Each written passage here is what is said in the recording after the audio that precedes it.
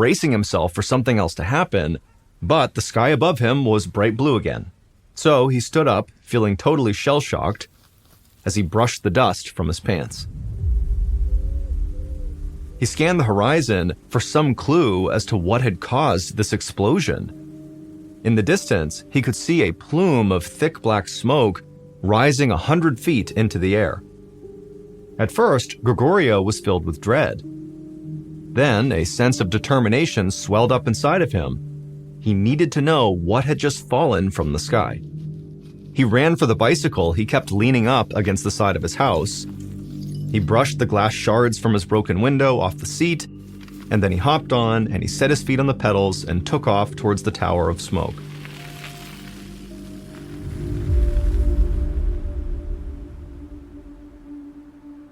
As Gregorio neared the site of impact, the smell of rotten eggs stung the inside of his nostrils.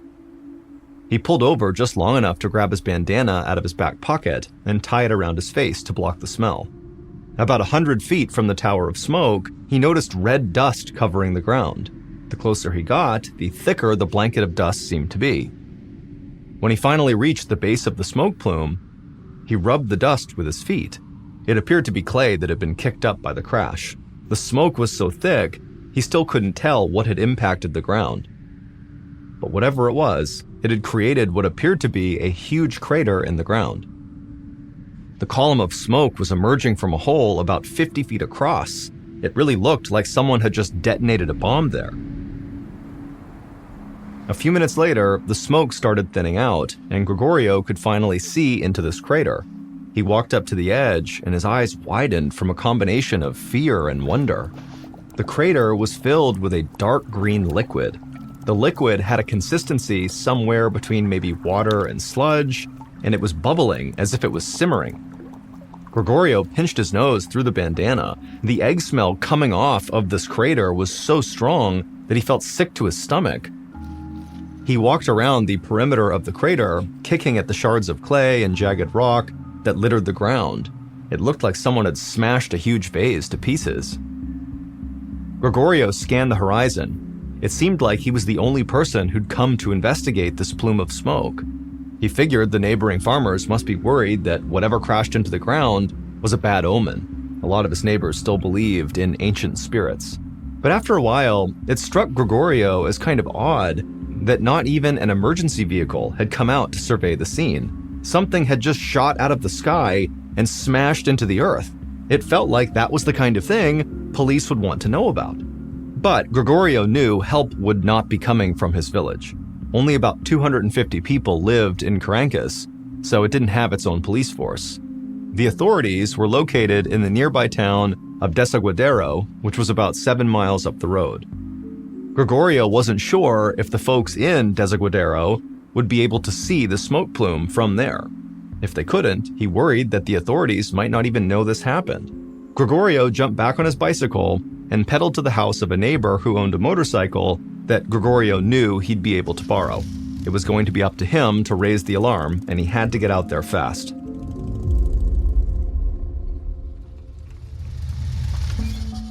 About 20 minutes later, Gregorio parked his borrowed motorcycle in front of the police station in Desaguadero and then walked inside. He was greeted by a tired-looking receptionist with the phone pressed to her ear. It seemed like she'd been talking to people for hours. 3 deputies were talking loudly about an airstrike. It took a minute for Gregorio to realize what was going on.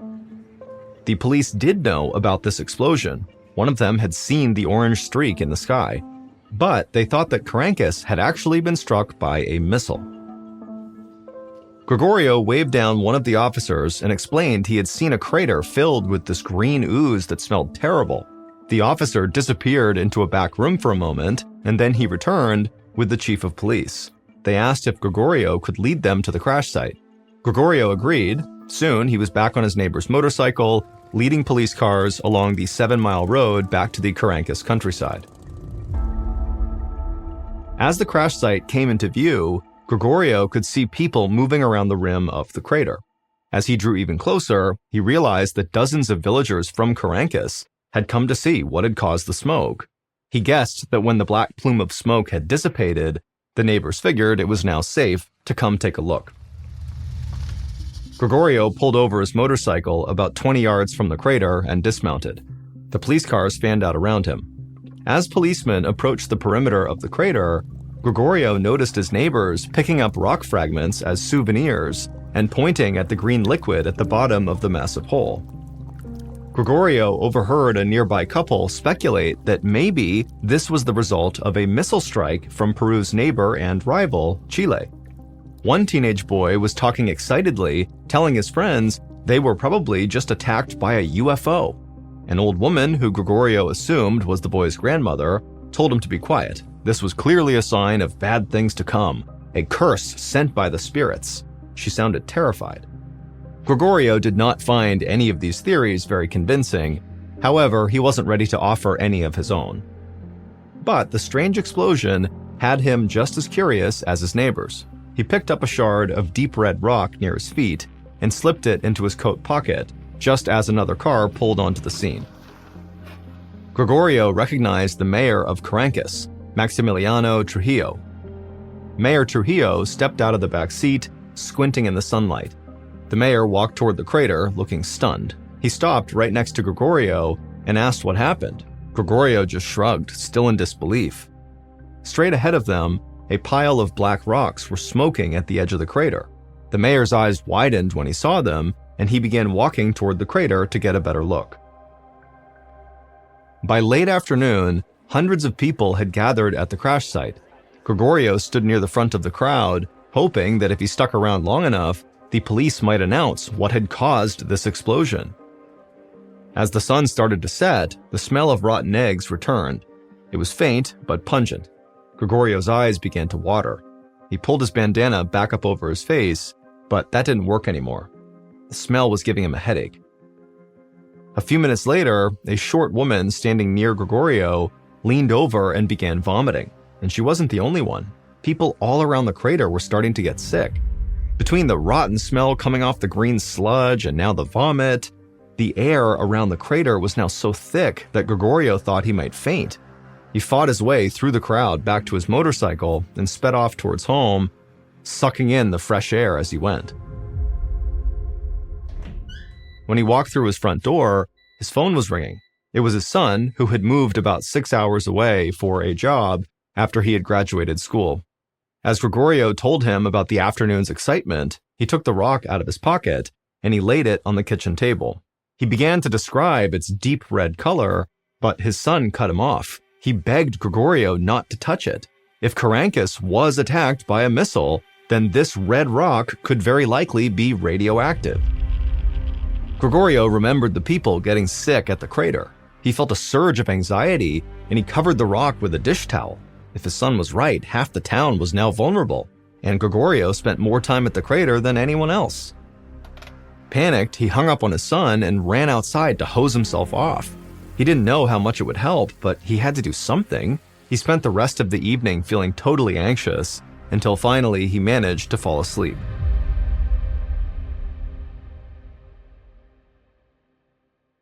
The next morning, Gregorio woke up with the sun as usual. He still felt a bit queasy, but no worse than the night before.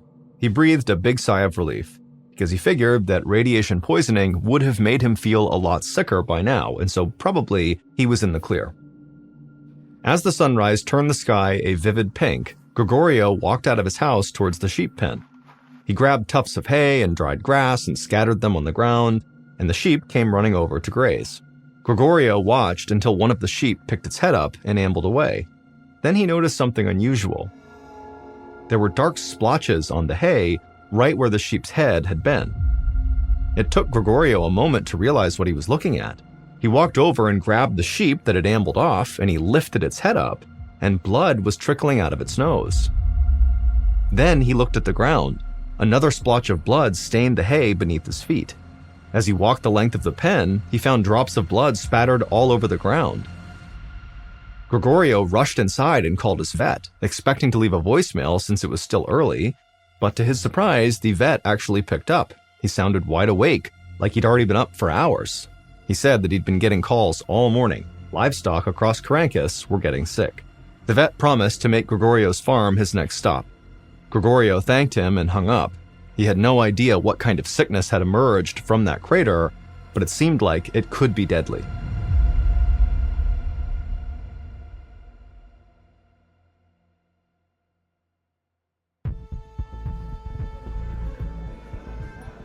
A few days after the crash, Mayor Trujillo walked between rooms at a health clinic.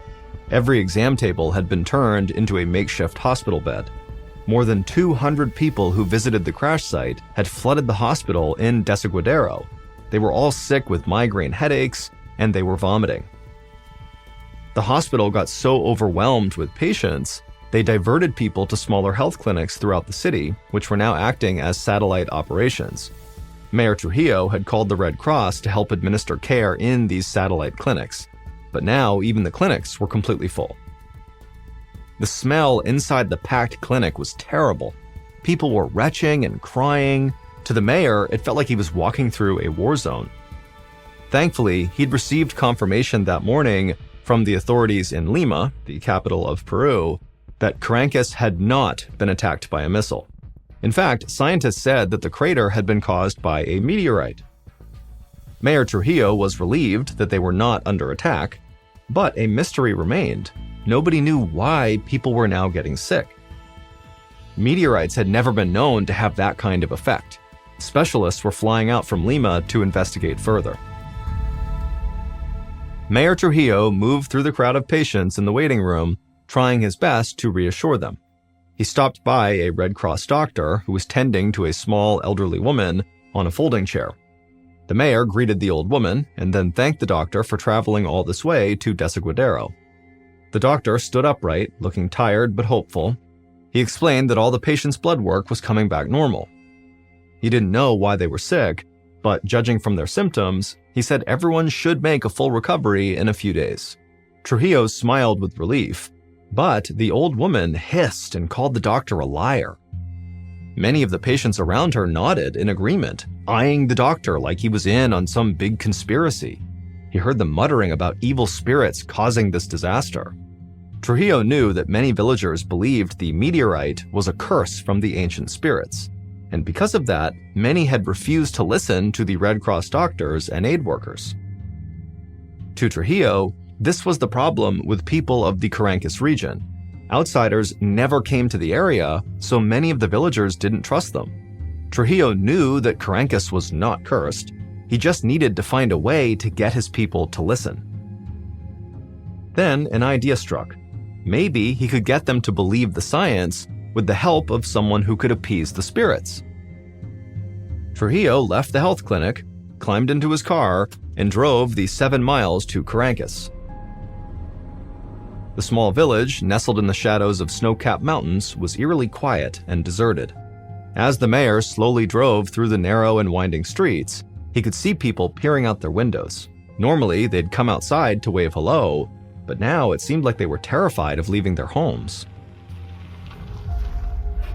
A few minutes later, Trujillo pulled up to a small adobe house with a thatched roof. It belonged to the local shaman, a man the mayor had long respected for his wisdom.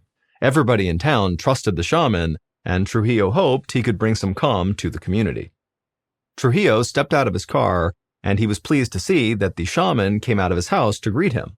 Trujillo explained the situation to the shaman, and the shaman nodded thoughtfully, and he agreed that the meteorite was not a curse, although it had disrupted balance in the land. And so he said he was happy to do his part to restore the natural order of things. Trujillo smiled and shook the shaman's hand. He promised he'd be in touch soon, and then Mayor Trujillo headed back to his car. With the shaman's help, he was sure he could get the townspeople to listen to him and restore order in the town. Meanwhile, thousands of miles away in Montreal, Canada, a professor named Peter Schultz was standing in line at a coffee shop scrolling through the news app on his phone. He taught Earth, Environmental, and Planetary Sciences at Brown University in Rhode Island, but he was in Montreal for a conference on craters made by meteorites and other space objects. He was fascinated by the articles about the meteorite strike in southern Peru, and not just because he found meteorites in general interesting. This one stuck out because it made no sense. The reports said that Carancas was struck by a chondrite meteorite, the most common type of meteorite, but also the most fragile. A chondrite meteorite is a type of rock that comes from asteroids. They're made up of small grains of minerals that have not been melted or changed much since they formed billions of years ago. Chondrites are so porous that they crack and burn up in Earth's atmosphere before they can hit the ground. To Peter, it seemed impossible that one of these chondrite meteorites could hit the Earth with enough force to create this massive crater. Stranger still, he had read that more than 200 people who visited the crash site had ended up in the hospital. Meteorites should not be making people sick. Peter thought there had to be more to the story than met the eye. Peter turned his phone to silent and spent the rest of the afternoon in back-to-back lectures at his conference. He finally left around dusk. As he walked to dinner, he noticed his voicemail was full of inquiries from different reporters and news outlets, hoping for a comment from him on how a meteorite could cause such a widespread sickness. But Peter had to tell these reporters the truth. He did not have answers, but he wanted to get them, and the only way to do it was to head to Peru and see the crater for himself. A few days later, Mayor Trujillo stood in the very crowded community center in Desaguadero. He had needed a huge space to hold this town hall meeting, and Carancas didn't really have a building that could accommodate this size crowd. Even this community center was packed with almost every single person from Carancas in attendance. The mayor shivered, but not because he was cold. He knew that the government scientists had discovered something that would have a profound impact on everyone in this area, and not just for those who had gotten sick at the crater. As Trujillo stood there waiting, he spotted Gregorio Ururi sitting in the back.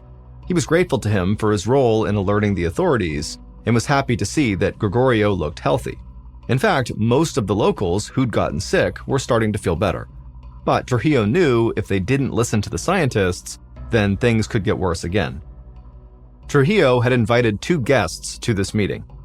One was the local shaman, and the other was a geologist named Luisa Macedo. She was one of the scientists flown in by the government. The mayor made his way to the front of the crowd and called for silence. He had to choose his words carefully to avoid panicking those who believed that Carancas was actually cursed. He cleared his throat and announced that, yes, something had fallen from the sky, but it had been a meteorite from outer space. Before anyone could argue with him, he called the shaman over to join him and asked if he could prepare a sacrifice. It needed to be something that would appease the spirits in case they were the ones who sent the meteorite crashing to Earth. The shaman nodded. He told the crowd that they had rightfully sensed that the meteorite had unbalanced the land, but he reassured them that the correct sacrifice would help appease any unhappy spirits.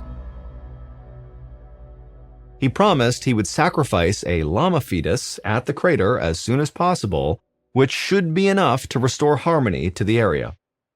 Several of the older women present smiled, but Mayor Trujillo was still tense.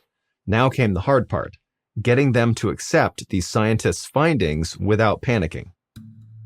He introduced Luisa, the government geologist. The hall erupted in whispers. Trujillo told the villagers to calm down, that Luisa was from southern Peru just like they were. That's why he'd asked her to speak. Everyone seemed to accept this, since a regional scientist seemed a little more trustworthy.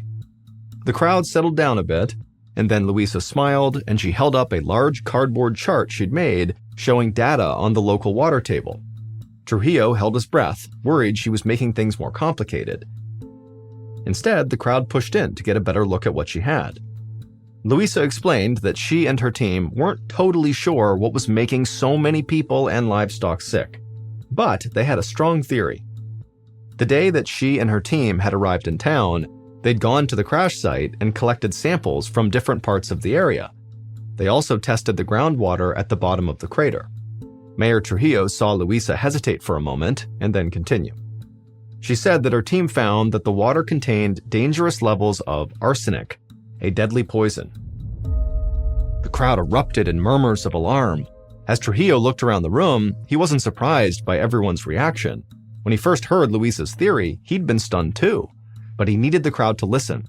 Their lives depended on what Luisa had to say. Trujillo raised his hands and called for order. and after a few seconds, the townspeople did quiet down, and he told them to continue to listen to Luisa. Luisa nodded and then explained that when the meteorite hit Carancas, the shockwave caused the groundwater to heat up and vaporize. This caused the air to fill with a fine mist of arsenic vapor. Everyone who had gone to see the crater got sick because they had inhaled that vapor. After hearing what she had to say, the crowd became agitated again and started shouting questions. Mayor Trujillo saw Gregorio in the back, trying to be heard, and so Trujillo demanded everyone be quiet, and he pointed at Gregorio and asked him to speak. Gregorio, the sheep farmer, stood up and politely asked Luisa if that meant their drinking water was contaminated too. Luisa stayed silent for a moment. Trujillo could tell she was carefully thinking about what to say next. Finally, she nodded and said that although they did need to do more testing, it was very likely. In fact, most likely, their water supply had been contaminated for years, making the people less healthy and more vulnerable to deadly diseases like cancer, heart disease, and diabetes. And so until they knew for sure, Luisa advised the crowd to just drink bottled water. Gregorio was alarmed by what he heard, but he thanked her and sat down. Everyone else seemed totally stunned into silence by Luisa's explanation. First the meteor hit, making people sick. Now they learned their water was contaminated all along. Trujillo knew it was frightening, but at least they knew what they were dealing with. After answering more questions, Luisa wrapped up her remarks and walked off the stage. But as she headed toward him, Mayor Trujillo noticed that the scientist looked anxious. He pulled her aside and asked if everything was okay. Luisa shook her head and told him that something still didn't make sense. She was confident that the sickness had been caused by arsenic gas from the meteorite impact, but she had not actually proven that. No scientists had detected arsenic in the air around the crater. That was a theory. In fact, she didn't understand how the meteorite could have gotten hot enough to create this toxic arsenic vapor. Luisa explained that meteorites are usually freezing when they impact Earth, even though they may look like they're on fire. That's because space is extremely cold, with an average temperature of -454 degrees Fahrenheit. The friction caused by entering Earth's atmosphere would have heated it up a little bit, but not enough to boil water and turn it into a mist. Mayor Trujillo frowned. He now realized that even Luisa wasn't sure that her arsenic theory was right.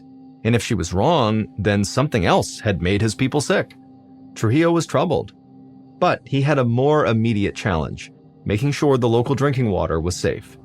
It was up to the scientists to figure out whether arsenic vapor or something else had caused the mass sickness. Until they figured it out, Trujillo knew he would not sleep well.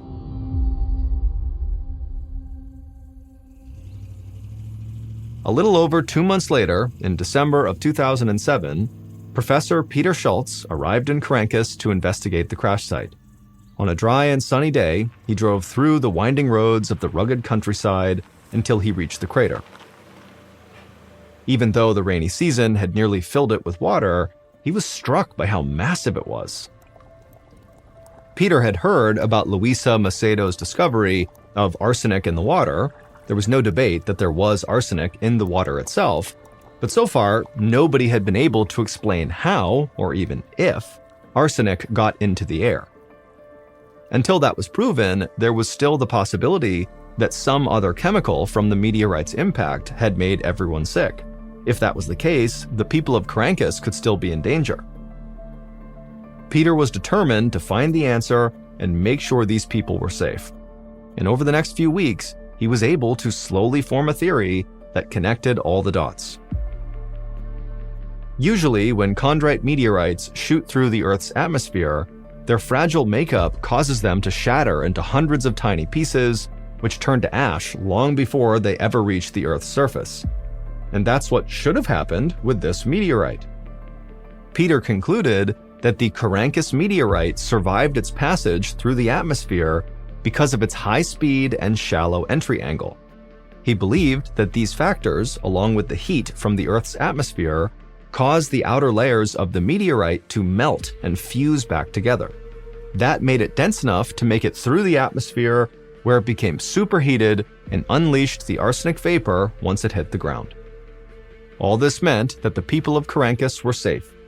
It was the meteorite and not some other unidentified danger that heated up the arsenic-laced water and turned it into vapor.